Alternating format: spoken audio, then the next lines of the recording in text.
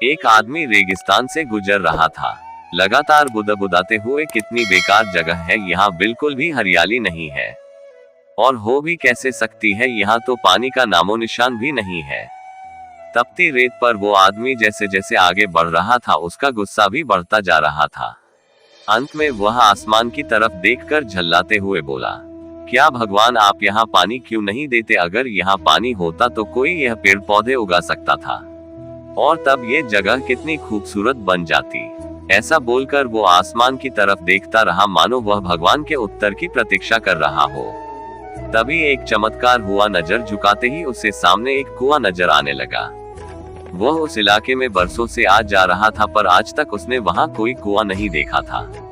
वो आश्चर्य में पड़ गया। दौड़कर उस कुआं के पास गया। कुआं लबालब पानी से भरा था। उसने एक बार फिर आसमान की तरफ देखा और पानी के लिए धन्यवाद करने की बजाय वह बोला, पानी तो ठीक है, लेकिन इसे निकालने के लिए कोई उपाय भी तो होना चाहिए। ऐसा कहते ही उसे कुआं के बगल में पड़ी रस्सी और बाल्टी दिख गई। इस बार उसे अपनी आंखों पर यकीन नहीं हुआ। कुछ घबराहट के साथ आसमान की तरफ देखकर बोला, लेकिन मैं यह पानी कैसे ले जाऊंगा?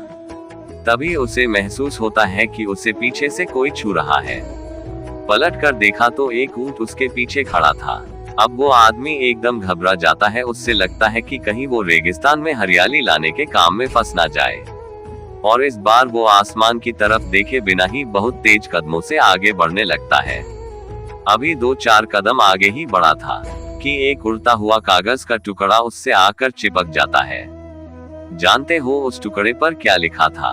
उस टुकड़े पर लिखा था, मैंने तुम्हें पानी दिया, बाल्टी दी, रस्सी भी दी, पानी ढोने का साधन भी दिया। अब तुम्हारे पास हर वो चीज है जो रेगिस्तान को हरा भरा बनाने के लिए चाहिए।